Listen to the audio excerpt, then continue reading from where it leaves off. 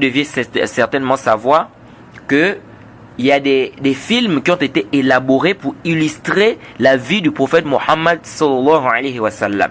Quelle est la sentence de ces films-là? Le fait de représenter les personnages, représenter le prophète Mohammed sallallahu alayhi wa sallam, représenter les compagnons du prophète Mohammed sallallahu alayhi wa sallam.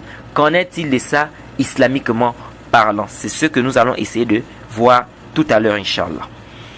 Déjà, il faut comprendre et savoir que dans l'islam, les représentations sont interdites. Déjà, les représentations figurées, donc les dessins de tout ce qui a des âmes, comme les êtres humains, les animaux, ça, c'est interdit de représenter ces choses-là. Ça, c'est un.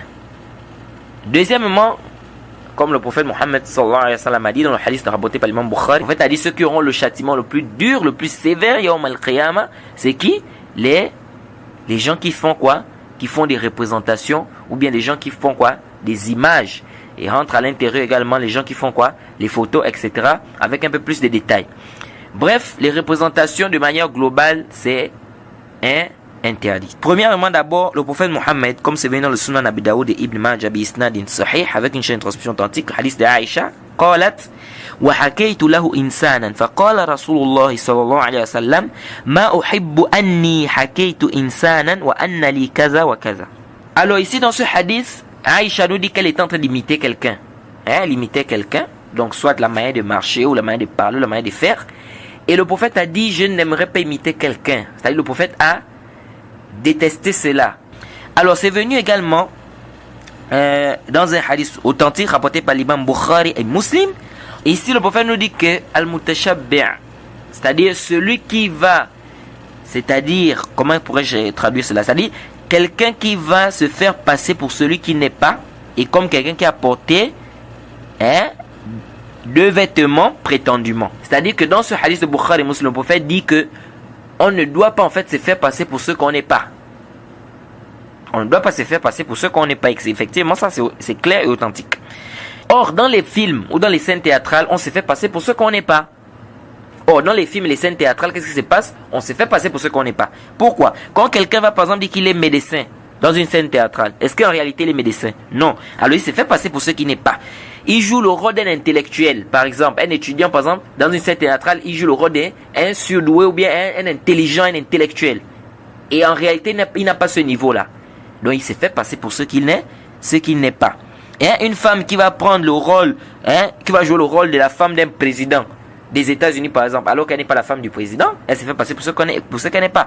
Quelqu'un qui va jouer le rôle dans une scène théâtrale d'un savant, alors qu'il n'est pas un savant, il se fait passer pour ce qu'il n'est pas. C'est-à-dire dans les scènes théâtrales ou dans les films, on se fait passer pour ce qu'on n'est pas.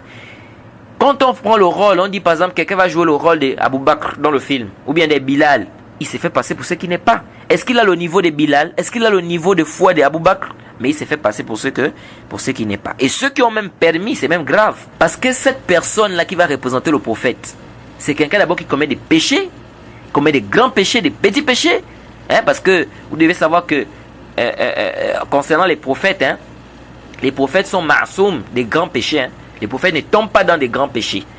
Bien évidemment, les savants divergent. Est-ce que les prophètes peuvent tomber dans les petits péchés ou pas? Mais les grands péchés, les prophètes ne tombent pas. Alors ils disent que quand quelqu'un qui est dans les grands péchés, des petits péchés mélangés, il va jouer le rôle d'un prophète. Qu'est-ce qui se passe?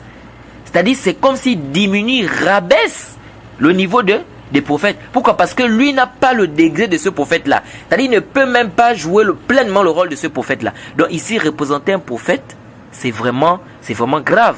C'est vraiment grave. Parce que toi, tu n'as pas le niveau du prophète, et deuxièmement, tu n'es pas à même d'incarner, n'est-ce pas, dans toute sa splendeur, dans toute sa lucidité, c'est-à-dire le personnage de quoi? De ce prophète-là. Donc, tu n'es pas un prophète. Hasha wa kalla.